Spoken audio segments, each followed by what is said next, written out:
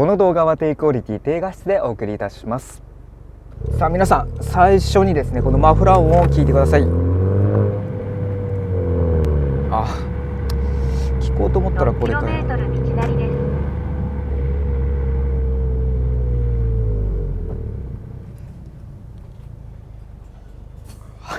ということでいきなりマフラー音聞いてくださいと言っときながらね、すぐ赤信号にはまっちゃう今日この頃なんですが、今回はですね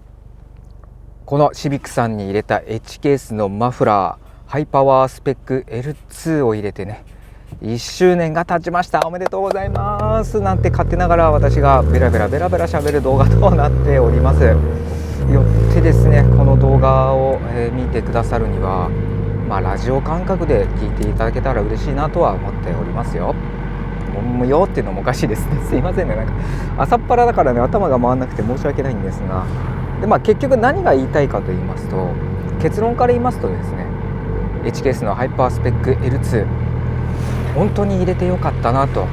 ております。今後もずっと同じこのマフラーで末永くお付き合いしたいなと、そういうふうに思っている今日この頃でございます。そう、なぜねお前マフラーをこれにしたんだとか、なんでマフラー1年前に変えたのっていう、少なからずそういう疑問もあるのかなって思いながらですね、この動画を作っているわけなんですけども、そもそもなぜ私が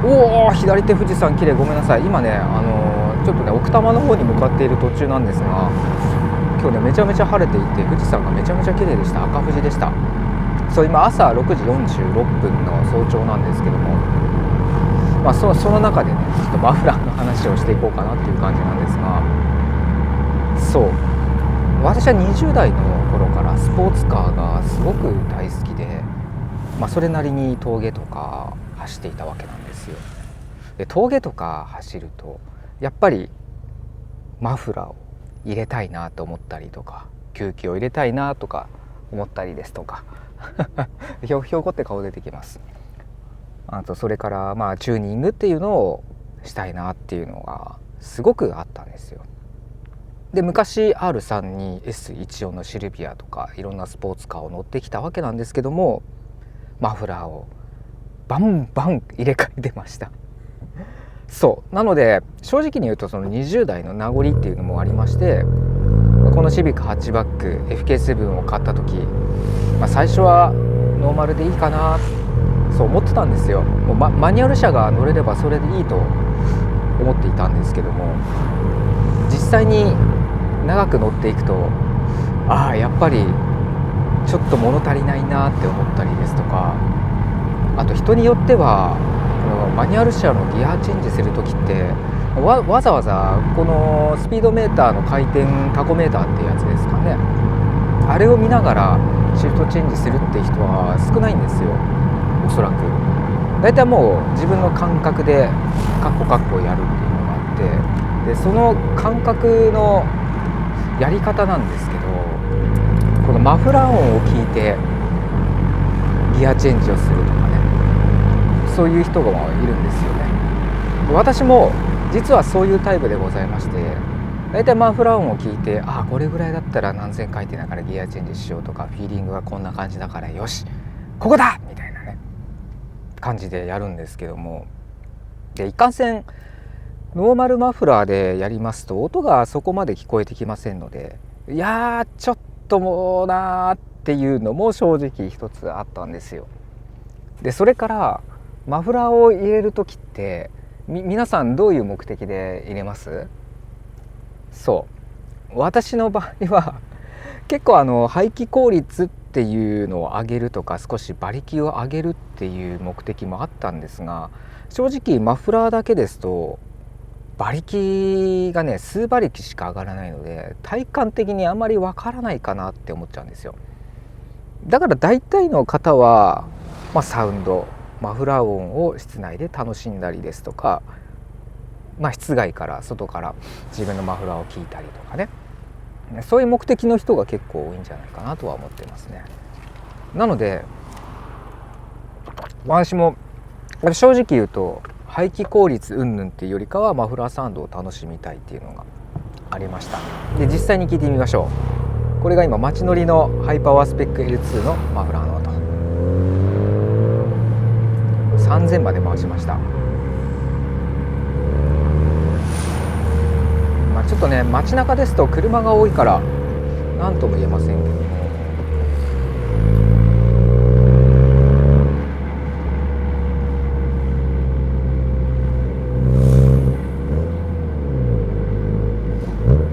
でこのようにギアチェンジ、ブリッピングシフトダウン、どうです？結構いい音しませんか？いや私はめちゃめちゃねいい音するなって思うんですよ。これが結構たまらんなっていう感じで、マフラーを新品で入れた当初はですね、その焼き付きっていうのがありまして、いわゆる鳴らしみたいなもんなんですけど、それが終わると結構ねサウンドが大きくなったりとかするっていうのがマフラーの特徴なんですが、私のハイパワースペック L2 の場合はそこまでね大きくならなかったかなっていうイメージはありますね。ただやはりノーマルと比べるとサウンド自体がもう本当に世界観が変わるって言っても過言ではないほどにいい感じになりますので、気持ちいいなっていう感じは本当にするんですよね。であとマフラーを入れる時って皆さんどう思いますかね。人と同じやつは嫌だとかこういう人がこのマフラーは人気があるから嫌だなとかね、そういうことってありません？私ねそういうタイプなんですよ。あまり人が入れているマフラーっていうのは入れたくないなって正直思っちゃうんですよね。でシビックハッチバック FK ごめんなさいで FK7 の場合はだいたい H ケースのリーガマックスっていうマフラーがあるんですけど、そのマフラーを入れてる方が結構いらっしゃるんですよ。割合的に一番多いかなって体感的に思いました。でその次が多分ですけどブリッツのニュルスペックマフラーとか違うな柿本海だったかな、その辺のマフラーがめちゃめちゃ多いなっていうイメージがありました。じゃあどうするかな。あと形っていうんですかね、リアピースの形が楕円形になっているやつと砲弾型になっているやつで多分また趣味が分かれると思うんですよ。私の場合はですね、私の場合はって何回も言って申し訳ないんですが、砲弾型が大好きなんですよ。楕円形はあまり好まないっていうのもありました。よって HKS のリーガマックスマフラーはね外れましたもうその瞬間で外れたんですよ。でたまたま一番人気っぽかったので一番人気から外れてよかったなって正直思ったんですよね。さあその後どうするかっていろいろ悩んでおりました。でもちろんマフラーの種類によってはデジベルっていうんですかね、排気音量っていうのが、若干ですけど個体差があって静かだったりうるさかったりっていうのもあるんですが、おそらく音量で一番うるさいマフラーはロッソモデルのマフラーなのかなって勝手ながら思ってますね。で対して一番音量が少ないのが無限のデュアルエキソゴナルフィニッシャーっていうマフラーですね。でその中間点に H ケースのリーガマックスがいたり、あとブリッツのニュルスペックでちょい上に柿本海がいたりとかするのかなって当時はねそのように思っていたんですよ。ある日ですねびっくりしたのがたまたま、ヤフーショッピングなんですけど H ケースのハイパワースペック L2 が売っていたんですよ。なんだ H ケースでも砲弾型が売ってるじゃないかっていうことでちょっと興味を持ってねいろいろ調べたんですよ。そしたらなんとあまりつけてる方が当初いらっしゃらないイメージがあったんですよね。でネットで、ハイパワースペック L2 かあれを検索してつけてる人、ちらほらはいたんですけども、これは少ないからいいな、しかも砲弾型だし、あとリアピースを支えるなんか変な棒みたいのがあるんですが、あれがねすごい特徴的なんですよ。こんななんか面白いマフラーがあるんだということでちょっと興味を持ったんですよ。さらにもう一つ興味を持っていたのがブリッツのニュルスペックマフラーっていうんですかね、あれがねめっちゃ気になっていて、最初それ買おうかなと思ってたんですよ。ただ一つだけちょっと個人的にっていうのが、後ろから真正面からマフラーの出口を見ると大口径の出口はすごく迫力があるんですが、その中見るとサブ太鼓に向かっていくとね、なんかね小さなパイプが入ってるんですよ。それが結構目立っちゃって、個人的にはどうなのかなっていう感じはしましたね。よってブリッツのニュルスペックマフラーはもうダメだっつってねやめちゃいました。ということはもうお前じゃあ H ケースのハイパースペック L2 だけじゃんって思うじゃないですか。まさにその通りでございます。さあもう形形状かっこいいぞということで H ケースのハイパースペック L2 が最有力となったわけなんですよ。その後やっぱりマフラーサウンドも楽しみたいということで、それなりにマフラーの音量も欲しいなと思っていたんですよ。で確かちょっとごめんなさい、これ的外れだったら申し訳ないんですが、ハイパースペック L2 はね確か93か94デシベルなんですよね、音が。で車検も一応は通ると言われておりますので、だったらそれでもいいのかなって思ってますね。でロッソモデルは95ちょいでしたっけね。でさらに無限のデュアルヘキソガナルフィニッシャーっていうのが88か89でだいぶ音量が低いんですよ。それはもう正直物足りないなと思っていたので候補から外れました。もうそうねないですよね H ケースでしかね。ということで実際に動画も見ながら参考にして、結構いいサウンド奏でてるなっていう印象を受けましたので、よしこれにしようということでね、2022年の12月ですかね、もうちょうど1周年を迎えているわけなんですが、つけさせていただいたという感じになっております。でさらにお前12万ぐらいしたんだろっつって、よくお前金持ってんなってね思われる方もいらっしゃるかもしれませんが、このね少ない給料でねしこたまね貯めましたよ。月給料が入りましたら車庫帳代とマフラー代を分けて約1万円ずつをもう納車してた時から実はね貯めていたんですよ。マフラーを入れなくてもいいやって思ってても、心の奥底では実は入れたいな、よしもしそうなった時のためにちょっとお金を貯めとくかっていうことで1万円ずつをねずっと貯めていて、ちょっとね下ろしちゃったりとかしましたけども、晴れて入れることができたということです。どうですかねこの音。ブーストが効いてくるとすごくいい音がしておーっていう感じ。はい、黙れコアッパちょっと歯切れの悪い黙れコアッパでしたね。そうで実際につけてみて感じたのが、こんなにアイドリング静かなのマジっすかって思いましたね。なのでやば本当はこれ大丈夫かって思っちゃったんですよ。そしたら何のこともない、普通にアクセルをボーって入れたら音が聞こえてきた、おーっていう感じがしましたね。でさらに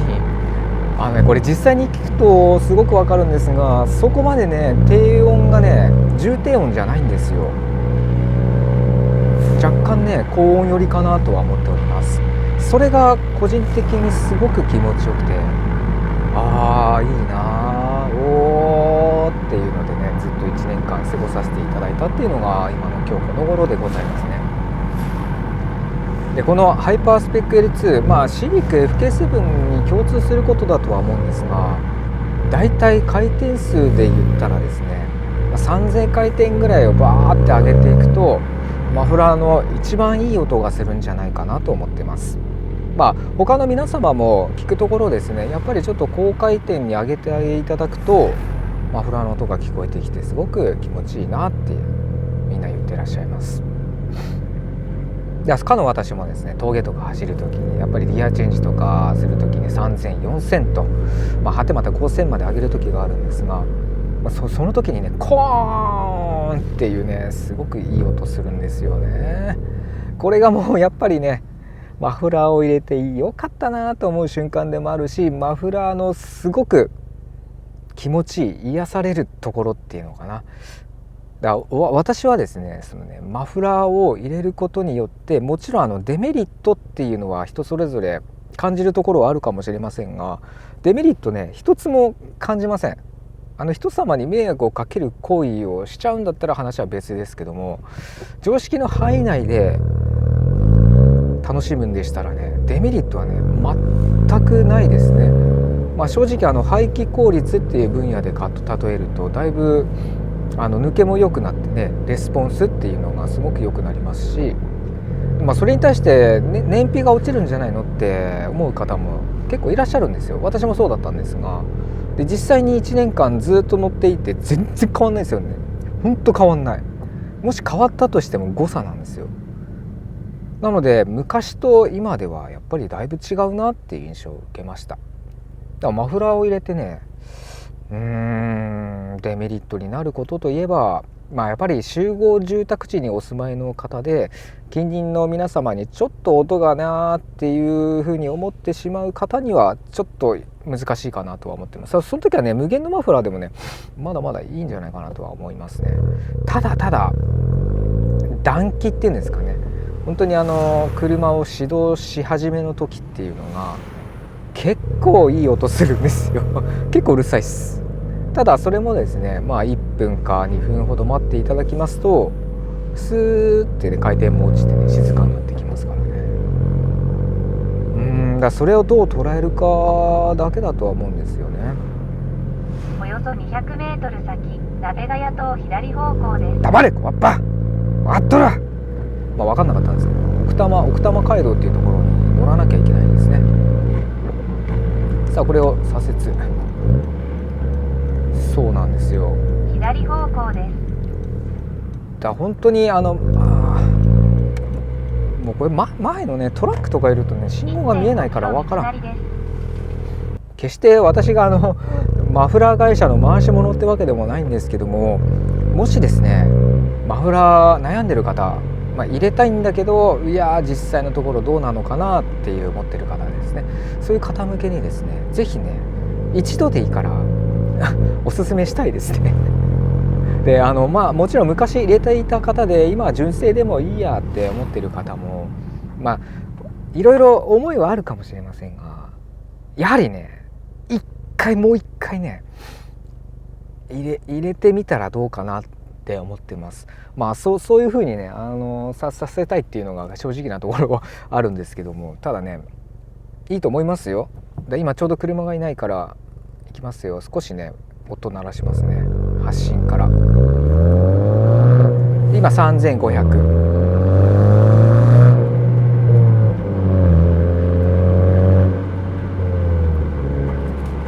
こういう音を楽しめるんですよ。でさらにグリッピングシフトダウン、このギアチェンというかねエンブレかけた時の音もすごく気持ちいいんですよ。ちょうど今目の前の信号が赤ですからギアチェンジ失敗した。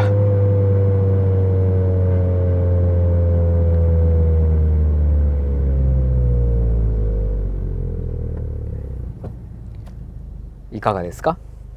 いいでしょう。マフラーはいいんですよ。純正でも確かにこういうサウンド小さいですけど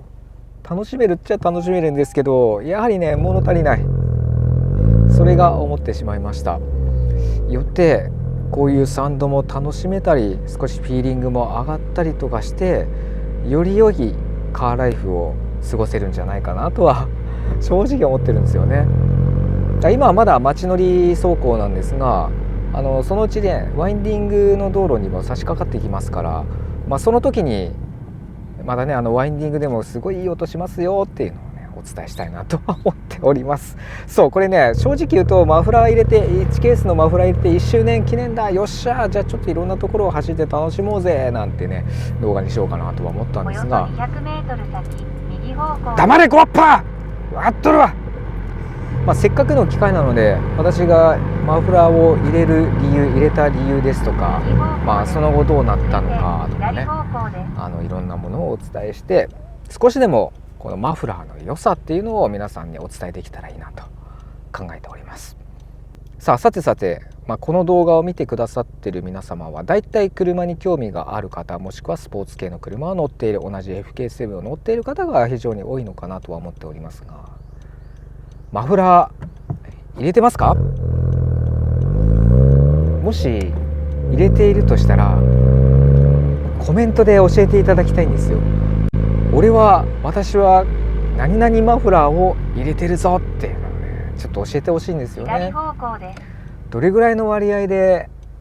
マフラーがね、どのマフラーがやっぱり多いのかなっていうね、ちょっとね、私のチャンネルの中での比較をしてみたいな、ランキングしてみたいですね。なので皆さん、もしよろしければというか、ぜひぜひコメント欄の方に俺はこのマフラーを入れてるよっていうのを教えてください。マフラー悩んでる人とかいらっしゃった場合はですね、こういう集計を取ることによって、一番多いのはなんちゃらマフラーなんだ、じゃあ一回それを検討してみようかなですとか、あと実際乗ってみてどうなんですかっていうね、そういう質疑応答もできるはずなんですよね。それでいろいろ参考にしていただいて、だったらこういうマフラーにしようかなって結局っていうか決断を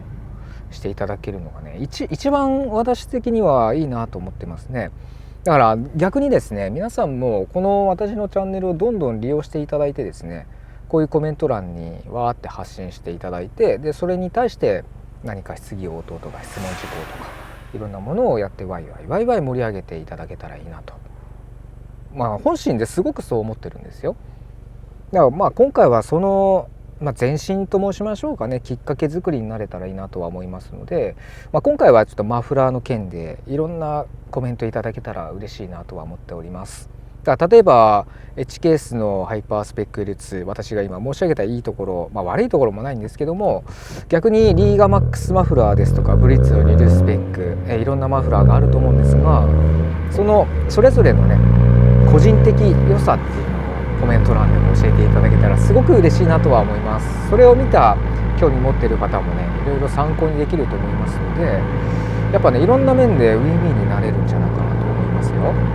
もちろん発信しているコメントしている方にとってもやっぱりこういうところがあるよっていう伝えたことを教えたっていうことでね、一つのストレス発散じゃないですけどね、何か気持ち的にもすごく変わるんじゃないかなと思います。ということでコメントよろしくお願いいたします。なんか変なのが落ちてる。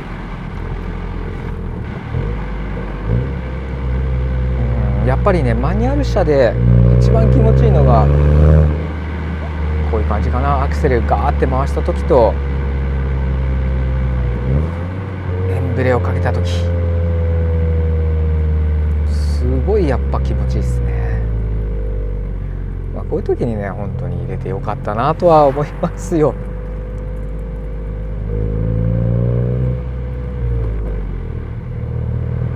ちょっと気になることはあるっちゃありますね。今思い出したんですけど、こういったアイドリング時ですとか、あとちょっとギアチェンジをしてニュートラルに入れる時とかかな、ちょっと回転が落ち着く頃にちょっとなんかよくわかんないですけどガボガボガボガボガボっていう音がするんですよ。ちょっとかぶったような音っていうんですかね。それがなんか気になるかなっていうぐらいで、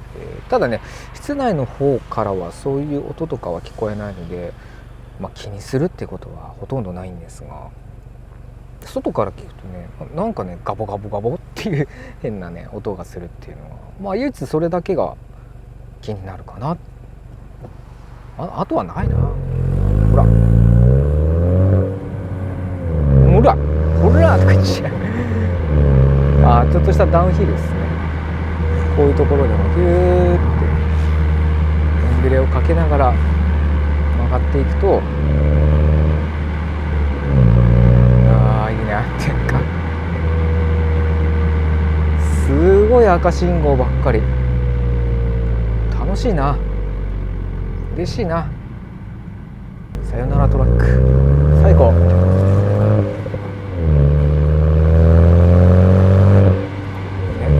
いう例えばこのトスおよそ500メートルおお左方向です。で登っていく時もやっぱりサウンドがめちゃめちゃ気持ちいい。でさらに高音出したい時今3500ぐらいなんですよ。でエンジンブレーキをかけていくと左方向です。おーって感じですね。気持ちいい。正門っていう交差点ですよ。いやーめちゃめちゃ気持ちいいですね。いやーほんとねお金貯めて買った甲斐があるよ。まあ、それも1年過ぎましたけど5キロメートル道なりです。1年入れていやー本当にね買ってよかったなって思います。さあここぐるっとワインディングでマフラーの音立ち上がりこういう音しますよ。でやっぱりねこういうトンネルなんですよこれ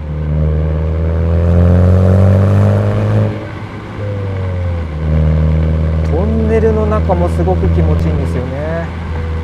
今対向車来てるから対向車が終わったら最後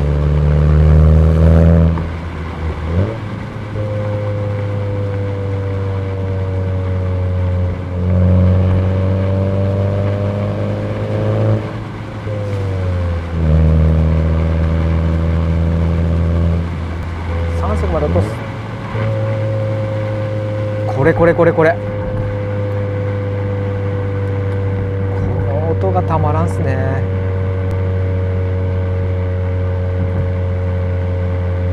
いやだいぶねでもね最初入れた当時と比べると音量は少し上がったかなっていうイメージはありますね。焼き付きもそうなんですけどもシーカーのフロントパイプ入れちゃってるんですけどそれでも1デシベル上がってるって言われてるんですよね。そのせいもあってなかなかねいい音量を醸し出してるなって思っております。でさらに3000から4000ぐらいの間で、エンブレとかかけているとあれこれ本当に車検通るのかなって正直ね不安なところはありますけど間違いなく通るでしょ